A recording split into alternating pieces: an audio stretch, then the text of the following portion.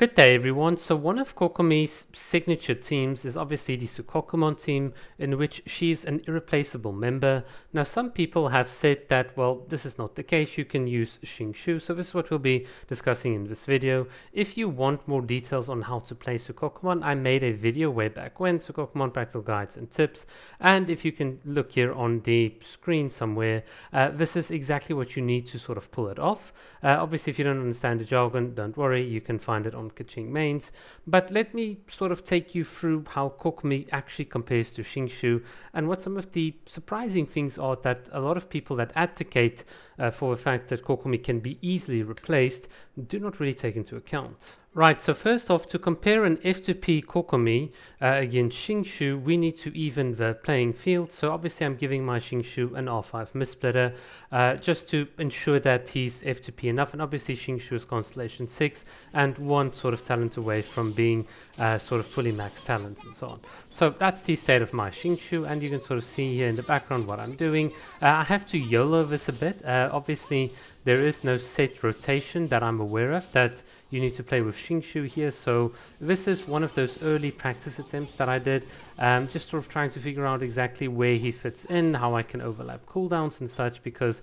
we don't have it. And then I realized, look there at the bottom right hand corner, we just don't have enough energy, and this is the big little theme. So I had to go back to like the drawing board and see, well, all right, if energy is going to be a problem on Xingqiu, so we have to unfortunately get rid of a very like nice little artifact set and get like a bit of reduced crit damage and so on. But hey, getting 11% more energy might just be worth it, so that's what I opted to do. I mean, sue me if you really want to.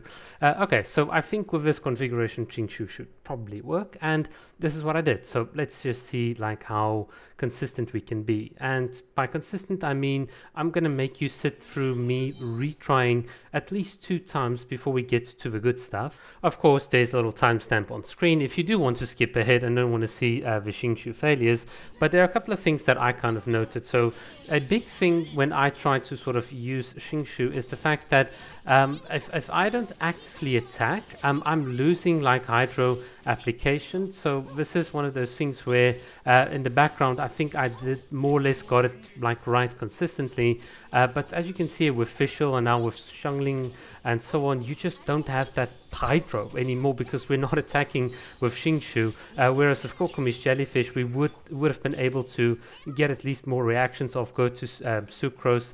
In this case what will happen is you have to swap back to Xingqiu to reactivate the hydro. It can be annoying to a certain extent, and I think the problem with Xingqiu is that his cooldowns do not overlap as nicely as Kokomi's does in this team. It's again one of those reasons why Sukokomon is kind of in a certain sense irreplaceable with Kokomi. It's just because theoretically it's such a good team if you get all the cooldowns and all the pieces to line up. The other thing I also found was with Kokomi's team, with Kokomi in the team, you actually have a very nice tempo. You have a core-like gameplay loop, so it doesn't always have to be the strict Sukokomon rotation, but there is a core gameplay loop that you can follow some core strategies, even if you don't have your elemental burst available. And this is one thing that Xingqiu kind of ruins. You don't get the tempo that you need with him.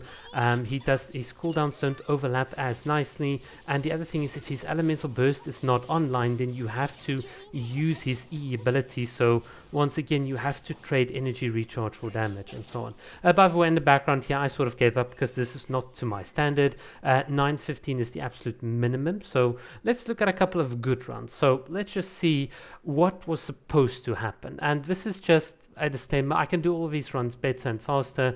I did not really go for the most optimal run, just for the most representative run. So this is classic Sukokomon. You'll notice that I'm breaking the rules a bit, but there's a very good reason why I'm doing so. If you understand why, you understand why. But if you do it the classic way, you're just not going to be able to do it as fast because the enemies are just going to get too spread out. So you have to adapt, but nonetheless, you can see a very comfortable, the AoE Hydro, this sort of little taser coming through on it, and not too bad. And now here's the key thing. We just have to be so careful how we position. So this is not me not attacking on Sukokomon, it's more just ensuring that the positioning is correct so that I can take out all the enemies simultaneously. Once again, the the how you play it is so important. It's not just the fact that you follow some sort of recipe. You have to really think carefully about how to get all of these reactions off simultaneously. Now, one thing that I will admit with Sukokomon, which is the same issue that I found with Xingqiu, is that on this floor, if you do not paralyze the two dinosaurs, you lose out on a lot of damage. But when you do paralyze them, it is so yeah, when you hit them in an AoE, you do get like very good results. But I mean, this is just a thing that's just specific to this floor. And yeah, once again, we'll just follow the old Sukokomon rules. Even though we don't have our elemental burst available, like with Xingqiu, we still have that off-field Hydra application, and this means we can battery up, which is a good thing, and we can get a decent clearing time. Not the best clearing time, I'll admit.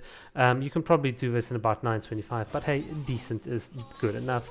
And then here is just another little attempt on the final floor. You can just sort of see some examples. By the way, there are probably better ways of playing, but honestly, I don't care. It's for me, it's just what is a good benchmark, because I'm just trying to create a benchmark here. And you'll see I'm just sort of hitting and trying to get the enemies to be relatively well grouped up. And yeah, that pretty much more or less takes care of all of them. There's one little enemy at the back there. And now we can just put down our abilities and we can sort of take care of him, even if he like sort of goes away. So that was the Kokomi runs. That was like a very good benchmark. Here is now the Xingqiu run. So you'll see these are noticeably better than the failures. Once again, we're following more or less a similar-ish strategy towards with Kokomi. The only difference is that I swapped to a Sucrose, and you can see I'm trying to group these enemies up together because I want to apply that Hydro to all of them, but I just don't have that luxury with Xingqiu.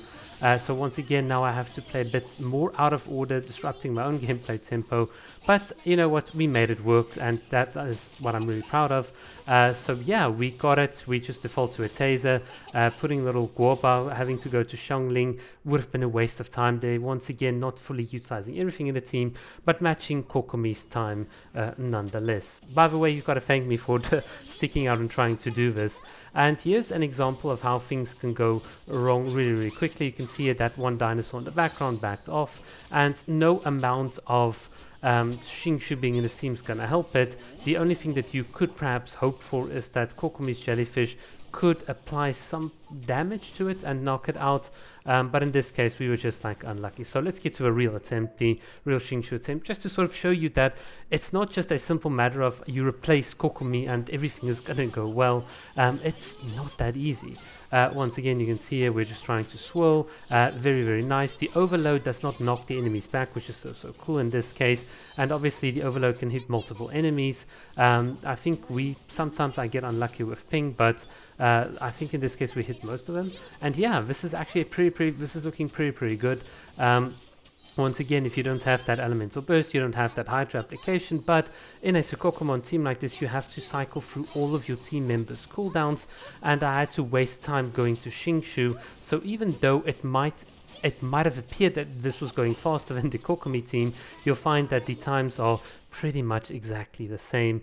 So in conclusion, if you do wish to replace Kokomi in one of her signature teams, you'll need more investment, and honestly, you'll still need a fair amount of skill to be able to pull this off, to such a degree that if you really think about it, the merits that Kokomi brings to this team kind of shows you like why she is so irreplaceable. So unless you're willing to sacrifice clearing times and so on, in which case you're not really replacing her in her own meta team comp, yeah, you could make it work with Xingqiu, but honestly I'd argue ditch Fischl, put in Bennett, and hey, you've got a good national sort of team. Cheers.